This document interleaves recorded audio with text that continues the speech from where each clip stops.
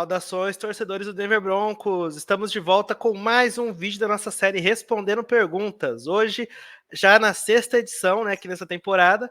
E você já conhece, né, essa nossa série. Ela trazem aí perguntas feitas pelos nossos membros, né, do nosso clube de membros do Mile High Brasil.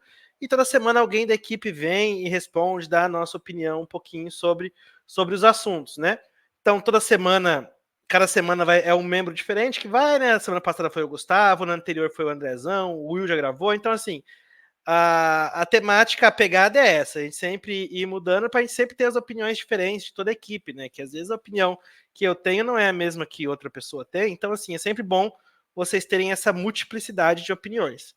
Então, lembrando que esse vídeo é aberto para todas as pessoas têm acesso, mas para poder mandar as perguntas aqui, você tem que ser membro do nosso clube de membros. Então, se você ainda não é membro, mas pode ser, aqui a chance está agora. Ó. Então, se você puder ajudar o nosso trabalho, quiser ali ficar mais por dentro, ter um pouquinho mais de acesso às informações que a gente posta, ao nosso conteúdo, é só entrar ali no nosso canal no YouTube, na opção Seja Membro e se torne um membro do canal. Eu acho que isso ajuda bastante o nosso trabalho, né? E mostra também bastante ali a valorização, né? Tudo que a gente vem fazendo. Aí os recadinhos de sempre também. Deixe seu comentário, seu like. Se inscreva no canal aqui caso você ainda não seja inscrito. Também temos aqui o link das nossas redes sociais, né? Já atualizado com Threads, Blue Sky, Céu Azul, né? Então, assim, você quer ali estar sempre de olho nas notícias do Broncos, sempre que tiver alguma coisa, alguma breaking news, alguma coisa assim que acabou de acontecer, as nossas redes sociais sempre vão estar atualizadas com todas as informações. Então é só você dar uma olhadinha lá, ver, seguir a gente, que você sempre vai estar bem informado. Por fim, também não custa eu postar aqui para vocês de novo o nosso calendário durante a temporada regular, né? Então, toda segunda-feira a gente tem a nossa live pós-jogo ali, o Mile High Brasil Show, sempre comandado ali pelo Andrezão, com a participação recorrente do Portugal, do Will, do Gustavão. Então, assim, um conteúdo bem legal, sempre uma análise bem legal pós-jogo, né? Nas quartas-feiras a gente tem o podcast exclusivo dos membros, que é o Mile High Salute. Nas quintas-feiras a gente tem aqui o Respondendo Perguntas, né, que é para todos. E o Análise de Jogadas, que também é mais um conteúdo exclusivo para os membros, em que toda semana ali o Andrezão e o Will destrincham algumas jogadas ali da semana do Denver Broncos, mostram o que deu certo na jogada, o que deu errado, é um conteúdo bem bacana também. Na sexta-feira a gente tem um dos conteúdos mais tradicionais aqui do canal, que é o Mile High Brasil News, sempre comandado aí pelo Portugal, trazendo as notícias da semana. E nos sábados o Tailgating, né? Sempre com a participação do Davis e com a apresentação sempre de alguém aqui do nosso canal, ou a Ana, ou o Vitão, ou o Gustavo. Então, assim, sempre trazendo conteúdo para vocês, sempre bastante conteúdo. E bora lá. Então, vamos começar o Respondendo Perguntas de hoje. Eu separei aqui 5 perguntas que vocês fizeram ali na nossa comunidade, né, no Mile High Brasil, no YouTube. E vamos lá. A primeira delas foi feita pelo Luiz Augusto. Mandou assim: temos Cooper, Browning, Bowles e Javonte chegando em anos de contrato. Qual você renovaria? E aí depois outra pergunta. Sanders e Dulcich já podem ser considerados decepções? Obrigado pela análise e abraços. Vamos lá, Luiz. Minha opinião, tá? Nós temos aí 4 nomes, né? O que você citou primeiro: o Cooper, o Browning, o Bowles e o Javonte. Para mim, vamos lá, renovação certa. Jonathan Cooper. Eu acho que ele é um cara que tá bem acima da média, que tá mostrando muita vontade, muita dedicação, que apresenta que dá resultado, que consegue sacks, que é um líder dentro e fora do gramado. Então, assim, ele é um cara que veio numa 7ª rodada, né? Lembrando. E ele é um cara que eu gosto muito e que tem ajudado muito o time. Né? Ele tem feito muito. E ele tem se mantido saudável. É uma coisa que sempre a gente fala aqui, que o Gustavo fala bastante. Você tá saudável, você tá disponível, é uma vantagem. Disponibilidade é uma vantagem, é algo que é essencial, uma qualidade. E essa é uma qualidade que o Cooper tem. Ele tá sempre jogando, sempre inteiro, sempre em campo. Então, assim, se eu tivesse um contrato para dar para esses 4 nomes, seria para o Cooper. Eu acho que ele tem entregado demais e ele fez e vem fazendo por merecer isso, né? O Browning, ele tem um problema de lesões, né, cara? Assim, eu gosto muito dele. Eu acho que ele foi uma baita pick que vem se pagando. Eu particularmente prefiro ele como linebacker. Eu acho que ele teve um baita ano como linebacker, como inside linebacker, né? E aí ele tá transicionando para edge, então a gente não sabe Ele costuma vem rendendo até que bem em Edge, só que ele não conseguiu ter uma linearidade jogando como Edge. Então, assim, a gente não sabe até que ponto ele pode chegar lá, até que ele pode entregar jogando nessa posição. Então, assim, eu fico um pouco mais em dúvida. Mas eu acho que com um valor não tão exorbitante, eu também traria ele. Eu acho que é o que o time vai tentar fazer. Até porque, como ele não tem jogado tanto, eu não consigo ver ele saindo por um contrato muito alto por aí. Eu acho que esse não vai ser o caso. Então, por um contrato amigável, eu acho que ele vai renovar também. E eu renovaria. Eu acho que ele tem muito talento, apesar das lesões, né? Se ele conseguir se manter saudável, ele é um baita jogador e que ajuda bastante a nossa DL. Né? E tá sempre ali em cima, ele vai muito bem nos nossos pacotes de blitz, né? Mesmo ele já sendo um edge, ele consegue se encaixar muito bem ali nas blitz, sempre conseguir o melhor gap, o melhor caminho para chegar no quarterback adversário. Então, eu também renovaria, desde que não seja ali por um contrato muito astronômico, mas eu renovaria. E aí a gente chega nas duas maiores dúvidas, né? Entre o Garrett Bowles e o Javonte Williams. Javonte eu não renovaria. Eu acho que tá ficando meio claro que ele não tem mais a mesma explosão que ele tinha antes da lesão, né? Que ele não tem ali aquele poder de tratorar os adversários, né? Igual ele sempre fazia antes. Então, assim, eu acho que ele perdeu muito da força que ele tinha como running back, né? Esse que é o ponto. Claro, ele pode ganhar essa força de volta e pode provar que eu tô errado. Eu quero que ele prove, porque eu sempre fui muito fã dele. Mas o que ele vem mostrando pós-lesão esse ano, eu não acho que é o suficiente para conseguir uma renovação. Claro, eu não sei se ele vai conseguir também um contrato muito alto por aí. Então, de novo, por um contrato baixinho, amigável, ali eu até aceitaria de volta. Eu acho que ele ainda tem um pouco a contribuir, mas ele não é mais um running back 1, entendeu? Ele não é um cara que vai te levar ali o jogo inteiro, te garantir um jogo inteiro ali de porrada, de quebrar tackles, de conseguir ganhar as jardas que ele sempre conseguiu. Ele pode ter momentos, explosões. Eu acho que para isso ele ainda é muito útil. Ele tem ainda muito mérito na liga. Mas eu não vejo ele com essa carga toda de running back 1. Então, assim, o contrato teria que ser muito baixo, eu acho, para ele renovar aqui em Denver. Eu não sei nem se vai ter interesse, porque ali numa quarta rodada, numa quinta rodada de draft, você consegue bons prospectos. Pô, até como undrafted, né? Você consegue bons prospectos de running back. Então, eu não sei. Eu não. Como o que ele tá jogando hoje, eu não renovaria. Eu acho que é um spot ali no nosso roster que poderia ser melhor utilizado por outra pessoa. Claro, ainda foram 3 jogos, tem muito ano pela frente, muitos jogos pela frente. Eu espero que ele prove que eu estou errado. E aí é outra história, depois a gente conversa, tá? E o Bowles, cara, o Bowles ele já tá no lado errado da idade para um jogador de linha, né? Assim, ele tem. O Bowles ele nunca foi um craque, né, cara? Mas ele teve ali, depois dos seus começo meio difícil ali das milhares de figurinhas que a gente tinha nos grupos do Broncos, ali, dos holdings do Bowles, né? Ele teve uma melhora muito bacana e ele é um cara muito sólido. Ele é um tackle muito sólido. Mas eu não sei como é que seria esse novo contrato dele, sabe? Ele vai querer o quê? Ele vai querer ganhar como um top tackle da liga? E eu não sei. Ele pode até jogar um pouco com, mas ele já tá chegando no lado errado da idade, já tá numa situação mais complicada. Eu não renovaria. Eu acho que o Bowles seria um cara que eu tentaria ali uma reposição no draft, talvez um free agent, alguma coisa para porque assim, ele é um cara sólido, mas ele não é um cara espetacular, ele nunca foi, né? Ele sempre foi um cara sólido. Então assim, a gente consegue achar um cara sólido por aí, né? Eu espero. Então eu acho que a pedida dele também seria muito alta para ficar. Eu acho que ele vai querer um contrato maior. E olha, como o mercado de tackles está um pouco inflacionado, ele vai conseguir um contrato maior por aí, tá? Então eu acho que não vai ser possível a gente manter ele. Então, desses 4 nomes, quem eu manteria com certeza é o Cooper. Me esforçaria bastante para manter o Brown. Apesar das lesões, eu gosto muito dele. Eu acho que ele acrescenta muito. Claro, não num contrato exorbitante. E aí o Bowles e o Javonte ia ficar um pouquinho mais ali na dúvida, né? Por fim, aí na sua segunda pergunta, falando do Sanders e do Dulcich, olha, difícil. O Dulcich sim, tá? Os dois, tanto o Sanders como o Dulcich, são jogadores que eu gostava muito no processo pré-draft, né? A gente sempre analisa aqui, faz. Esse ano a gente teve o guia do draft exclusivo para os nossos apoiadores também, para os nossos membros do clube. Então, assim, os dois são caras que eu sempre gostava muito. Só que o Sanders, ele tá lesionado esse ano. Ano passado ele teve ali pouca amostragem.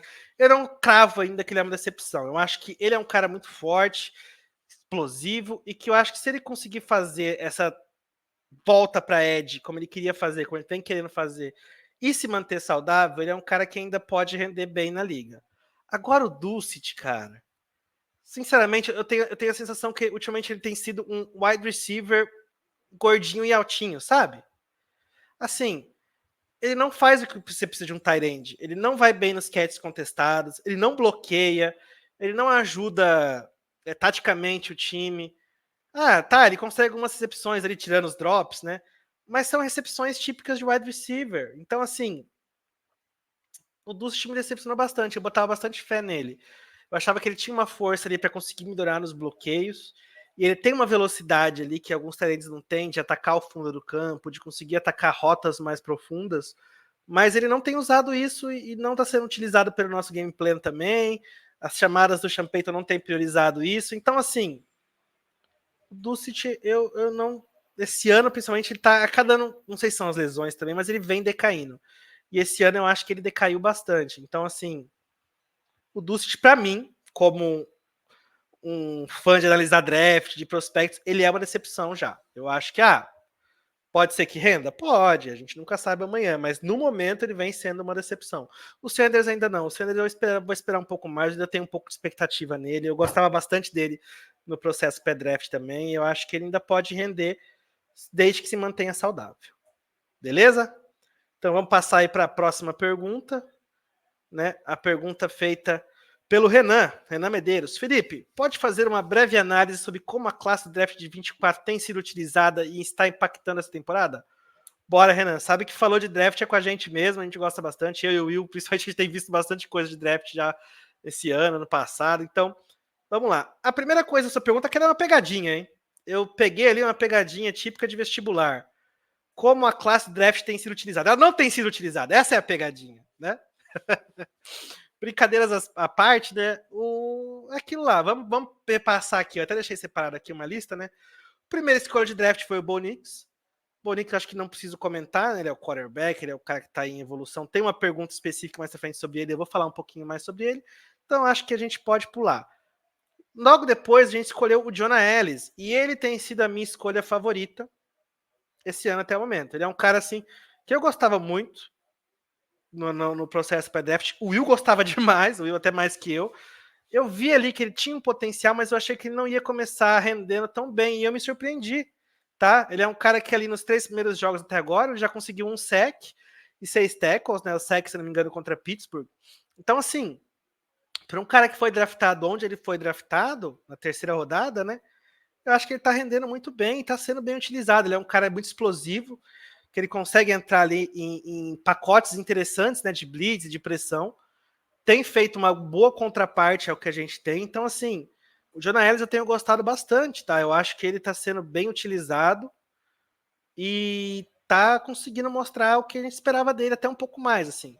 Claro, ele não vai chegar e ser ali o novo TJ Watt com 3, 4, 5 sacks no começo da temporada, mas ele tá mostrando um começo muito promissor, né? E que pode evoluir bastante.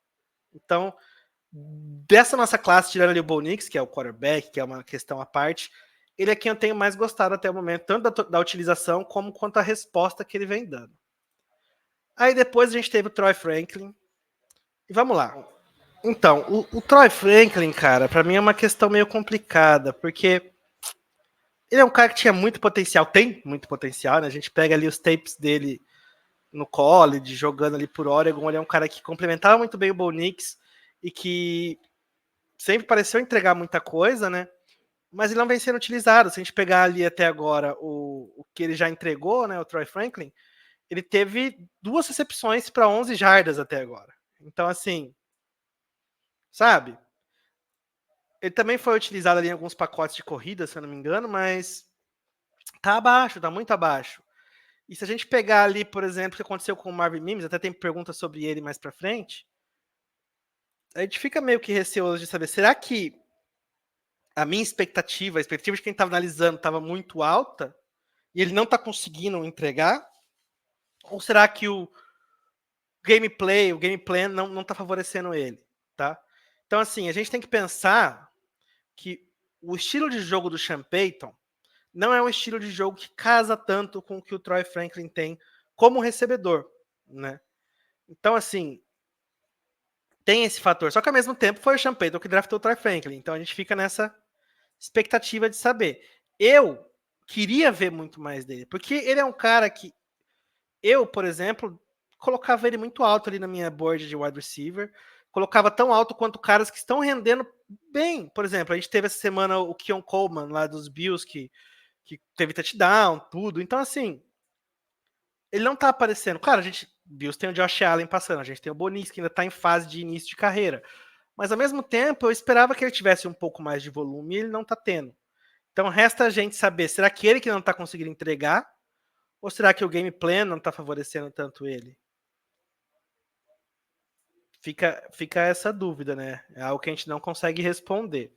Logo depois, uma das minhas picks favoritas foi o Chris Abrams-Draine, o cornerback de Missouri. E ele não foi relacionado para nenhum jogo, não teve nenhum snap sequer. Mais ou menos o que aconteceu com o Riley Moss no passado. Então eu não sei qual que é a intenção disso, por que o Sean Payton faz isso. Isso aí só tá na cabeça dele.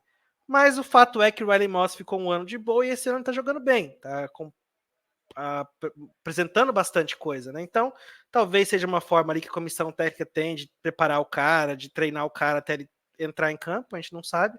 Mas ele ainda tem muita expectativa em cima dele. Eu acho que ele é um baita jogador e pode ser um baita jogador na NFL. Eu gosto muito dele. Era um dos meus prospectos que eu gostava, que eu queria ver em Denver. Então, nos resta aguardar, porque é assim que a nossa comissão faz, né? É assim que o Sean Payton faz. Então, nos resta aguardar, não tem muito o que fazer. Também tivemos o running back, né? O Aldrick Estime, que ele tem um pouco da característica do Javonte naquela explosão física e tal, mas ele também não tá tendo muito snap, não tá tendo muito volume. Ele teve 2 tentativas de corrida na temporada regular para 14 jardas, as 2 contra Seattle, depois ele não apareceu mais. Então, assim, eu acho que eventualmente ele vai começar a tomar alguns snaps do Javonte, sabe? Porque os dois têm características muito parecidas, os dois jogam de uma forma muito parecida. Então, assim, eu imagino que a tendência é o Javonte perdendo, se ele não conseguir melhorar, lógico, e o Estime ganhando. Por enquanto, ele não está sendo muito utilizado. Então, assim, não está tendo impacto, né? A pergunta é, utilizar e ser impacto. Ele não está tendo impacto. Nem ele, nem o Abrams-Draine, nem o Troy Franklin. Então, assim, a gente espera que a comissão saiba o que está fazendo, mas ao mesmo tempo fica um pouquinho preocupada como torcedor, né? Também tivemos o Devonville, né, o wide receiver. Esse sim foi bem utilizado, principalmente na pré-temporada. Ele apareceu bastante, teve bastante destaque. Jogou muito bem contra Seattle. Teve ali 39 jardas recebidas em 8 recepções. Um bom número. Mas depois sumiu também. Não, contra os Steelers ele estava machucado. Treinou normal, mas não apareceu contra os Buccaneers, né, contra a Tampa. Então, assim, ele é um cara que tem potencial, que casa mais com o estilo Sean Payton, imagina, né? Um wide receiver físico, de posse, grande, alto, que é meio que o Tim Patrick fazia. Então, assim, ele é um cara que eu acho que tende a aparecer mais, né? Com o passar do tempo. Por fim, a gente tá em draftou o Nick Gargulho, o cara do bigodão famoso lá. Mas ele tá no Patrick Squad, não apareceu muito, não tem nada muito o que falar, então aquela situação, né? A pergunta, cara, é aquilo lá. Como ela tem sido utilizada e está impactando? Ela não tem sido utilizada. Tirando ali Bo Nix e Jonah Ellis, que estão frequentemente participando, o resto está ali em jogadas pontuais e tal. E eu entendo, não concordo, mas entendo que é o que o Sean Payton faz. Ano passado a gente já viu isso, né? Então vamos esperar um pouco para ver se eles vão conseguir impactar um pouquinho durante a temporada, porque até o momento Troy Franklin, Chris Abrams-Draine, Audric Estime, Devonville tiveram 0 impacto na temporada. 0, 0, 0. Então, não tem muito o que falar, só esperar e torcer, né? Beleza? Então vamos seguir para a próxima aí. A terceira pergunta do vídeo foi feita por um tal de Thiago Portugal, não conheço, não sei quem é. Ele falou, você acha que agora o ataque engrenou de vez? Sinto falta de um maior envolvimento do Mims no jogo de passe. O que você pensa disso? Concordo, cara. O Mims, ele é um wide receiver que eu boto muita fé, botava e ainda boto. Eu acho que como prospecto eu gostei muito dele no draft ano passado, nas análises pré-draft que a gente fazia. Eu acho que foi uma baita pique. Ano passado ele teve flashes, né, mostrou lampejos. Esse ano tem mostrado menos ainda. Não sei porque na pré-temporada a gente teve ali uma esperança, ele teve aquele touchdown no primeiro jogo da pré-temporada, tal, ele apareceu um pouco, mas de novo durante a temporada sumiu. O ataque do Broncos é um ataque que sempre não, que de anos para cá tem sido muito disfuncional, né? Então assim, a gente nunca sabe quando é culpa do próprio atleta ou quando é culpa do quarterback, da comissão e tudo. O problema é que a gente tem um quarterback calouro que não tem como principal característica lançar em profundidade, achar um jogador aberto no fundo do campo. Não é a principal característica do Bo Nix. Ele tem essa capacidade? Tem, mas não é a principal. Então, atletas como o Mims vão sofrer um pouco porque o jogo deles é baseado nisso, né, cara? Então, assim, é complicado. Eu acho que o Mims é um cara que se ele tivesse caído no time certo para ele estaria voando hoje. Voando. Se ele tivesse caído num Bills, num Kansas, num Ravens, talvez, num Bengals, ele é um cara que estaria voando hoje em dia. Mas ele caiu em Denver. Ano passado ele teve o Russell Wilson, peão da casa própria, lançando a bola, e esse ano tá tendo um quarterback calouro. Então, assim, ele vai realmente sofrer. Ele, o Troy Franklin, eles vão sofrer um pouco. Então, eu queria ver ele mais envolvido no jogo de passe também, mas eu acho que ele não casa com o que o Bonix está apresentando agora e provavelmente com o que o Sean Payton quer do Bonix agora, né?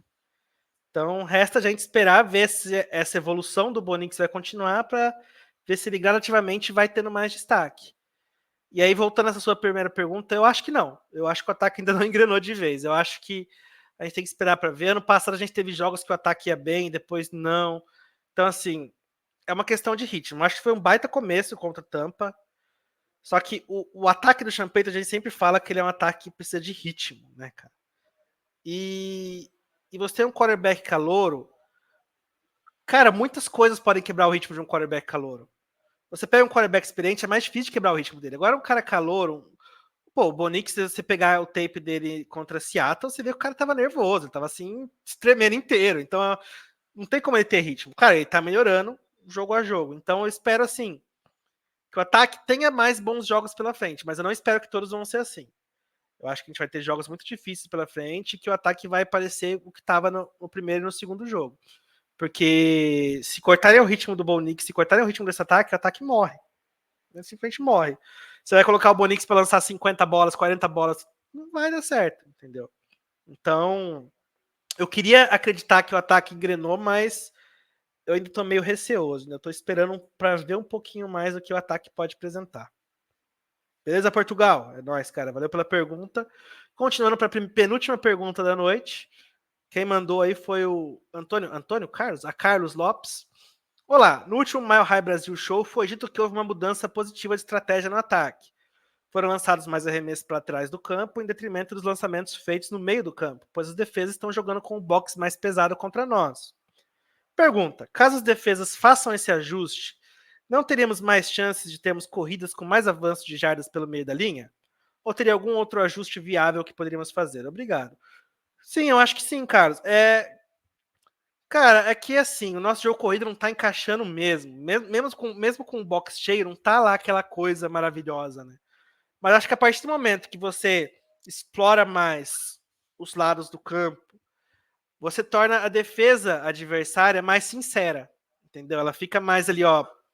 Eles estão conseguindo avançar dessa forma, então a gente não pode lotar o box, porque se a gente ficar só lotando o box, eles têm outra forma de avançar. Então, só de você conseguir ter a defesa mais sincera nesse ponto, é uma vantagem, já é um ganho.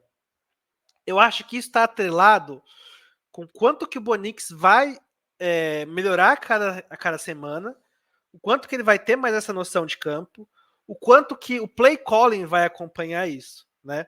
Então, assim, eu vejo esse time correndo muito mais outside atualmente, porque o Javonte ele não tem aquela pressão, aquela força, né? Então, assim, para correr pelo meio, você precisa de um cara forte. E aí entra, por exemplo, o Estimate, que a gente draftou esse ano, que eu até falei na pergunta anterior. Se você conseguir dar um pouco mais de volume para ele, um pouco mais de potência para ele, ele pode assumir isso e correr muito bem pelo meio. A gente tem o McLaughlin, que ele é um cara muito elusivo, então mesmo correndo pelo meio, ele consegue ali achar brechas e ir embora.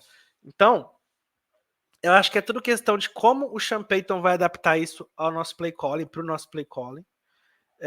Eu sei que muita gente está meio desconfiada com o Sean Payton, eu sou um deles, inclusive. Mas eu acho que o último jogo foi uma boa esperança, né, contra a Tampa. Eu acho que ele mostrou que ele tem essa capacidade de adaptar o play calling ali. Então resta pra gente ver como é que ele vai enxergar o jogo. Porque aquilo lá, né, cara, o play calling, um jogo sul-americano é um xadrez, né? Então você tá aqui, se um adversário fazer isso, eu vou fazer isso. Aí o adversário pensa, mas se ele fazer isso porque eu fiz isso, então eu vou fazer aquilo. Então, no fim, é quem vai ganhar esse jogo de xadrez, né? Não tem muito segredo. Ou melhor, tem muito segredo, mas a gente só não sabe. Eu tô muito curioso para ver como é que vai ser o jogo contra os Jets. Os Jets tem uma boa defesa, apesar de não estar tão bem esse ano. Eles têm uma boa defesa, eles têm uma boa capacidade de mostrar resistência ali ao nosso ataque. Então, eu tô curioso para ver como essa evolução que a gente teve nesse último jogo vai se refletir contra os Jets e como as chamadas vão se refletir, né? Eu acho que a gente ainda vai ver bastante box lotado contra o Bonix, tá? Porque a partir do momento que você para o calouro ali numa segunda para 9, numa terceira para 7, terceira para 8, você dificulta muito a vida dele. Ainda mais contra defesas agressivas, igual a do Jets, que tem bons jogadores ali na secundária. Então, vai ser um bom desafio que eu tô bem curioso, eu diria, para ver. Mas beleza? Então vamos agora para a última pergunta desse vídeo, né? A pergunta feita pelo Leandro. Agora, com a primeira vitória de Bo Nix, e jogando melhor, o que ele fez de errado mesmo nessa vitória que pode melhorar? Muita coisa, né? Muita coisa. O Bo Nix ainda é o calouro, né? De primeiro ano, 3 jogos como profissional. Então, assim, a gente tem alguns atletas que são muito fora da curva. Assim. Você tem o CJ Stroud, que ano passado já começou jogando muito. Mas, em regra, o seu quarterback calouro, ele vai melhorando partida a partida, um pouquinho. Então, assim, isso a gente tem visto no Bo Nix, e isso tem me deixado muito otimista, porque ele tem mostrado essa melhora, ele tem mostrado um pouco mais de noção, ele tem mostrado mais calma, tá? Uma coisa que eu não gostei nem um pouco nele nos 2 primeiros jogos, que ele tava muito afobado, não tava calmo. Contra a Tampa ele já tava um pouco mais calmo, ele tava respirando melhor, né? Vendo melhor o jogo. Mas eu acho que ainda tem alguns probleminhas ali para resolver, né? Muitos. O jogo de pés dele ainda tá bem fraco, o que atrapalha bastante o passe, né? Principalmente quando ele tá ali em movimento, tudo. Ele tem que melhorar bastante isso. A presença de pocket dele tá boa, mas eu acho que ele ainda sente algumas pressões que não estão lá em alguns momentos, então ele tem que ter um pouquinho mais de awareness, né, no pocket. Eu acho que ele também tem que tentar olhar um pouco mais para as outras opções dele, às vezes ele fica muito preso na leitura. Então, assim. E uma outra coisa também que eu acho que ele pode fazer melhor é usar as pernas. A gente viu isso já melhorando bastante no jogo contra a Tampa, só que a gente teve alguns lances ali que claramente ele conseguiria ganhar mais correndo, porque ele tem boas pernas, ele consegue correr bem, mas ele preferiu jogar a bola fora ou tentar forçar um passe em algum canto. Então, assim, quando ele tivesse essa noção de jogo mais aprimorada, mais afiada e conseguir ali aproveitar melhor as pernas, aproveitar melhor a mão que ele tem, o braço que ele tem, porque ele tem um bom braço, tá? Muita gente fala que não, mas eu acho que ele tem sim um bom braço, ele só não usa. Então, assim, se ele conseguir melhorar esses pontos, ele só tem a crescer e a evoluir. Outra coisa também que eu acho que a precisão dele não tá tão afiada com os nossos wide receivers, é algo que ele pode melhorar, mas vai melhorar com o treino, né? Não tem como. Cada semana de treino isso vai melhorando. Mas no geral é isso, cara. Eu acho que se ele conseguir aproveitar melhor as chances que ele tem na frente dele e fazer o que a gente esperava dele, porque assim, o que a gente esperava do Bonix e espera do Bonix no primeiro ano? Aceitar o que a defesa dá. Se a defesa dá um passe curto de 5, 4 jardas, aceita. E ele tem feito isso. Só que o play calling não tá ajudando ele nisso. A gente tem corridas que não estão sendo eficientes, depois abandono total da corrida. Então a defesa já sabe que ele vai lançar um passe curto, que ele vai lançar um passe de tal forma, assim, assado. Então o play calling não tá ajudando ele. Se o play calling começar a ajudar um pouquinho mais ele e ele conseguir agarrar o que a defesa dá, agarrar cada oportunidade e pensar melhor o jogo nesse sentido, eu acho que ele vai evoluir bastante e vai continuar evoluindo bastante. Assim. Eu tô otimista, eu acho que não tinha como esperar muito mais do Bonix do que ele tá oferecendo nesses primeiros jogos. Eu acho que é isso, que, ainda mais com o play calling que não ajudou tanto nas 2 primeiras partidas. Eu gostei do jogo contra a Tampa, eu tô otimista, eu acho que a tendência é melhorar. Né? Claro, a gente não pode chegar e, sei lá, vamos supor que contra os Jets ele tem ali 3 interceptações, 2 interceptações, não joga tão bem. A gente não pode jogar o cara no fogo, a gente tem que continuar tendo essa noção de que ele vai evoluir e vai melhorar. Beleza, gente? Eu acho que eram só essas que eu separei ali pra gente responder, né? Então eu agradeço todo mundo que ficou até aqui, até o final do vídeo, né? De novo, toda semana a gente tem esse quadro, então se você não conseguiu fazer uma pergunta essa semana que vem tem mais. Só ficar de olho no nosso grupo do apoiadores ou na comunidade aqui no YouTube, que vai estar ali o post, né, para você fazer a sua pergunta. O demais, agradeço todo mundo que perguntou. Espero que eu tenha conseguido dar uma resposta ali mais ou menos, pelo menos. Né? Eu não sou tão técnico quanto alguns aqui da equipe, mas eu gosto bastante de analisar essas coisas, principalmente de draft. Então é isso, pessoal. Espero que vocês tenham gostado. Qualquer coisa, deixa aqui o comentário. Se você tem alguma outra dúvida, alguma coisa, vocês podem mandar no grupo dos apoiadores, pode mandar aqui nos comentários, que a gente sempre vai estar respondendo e conversando. Beleza? Obrigado, pessoal, e Go Broncos!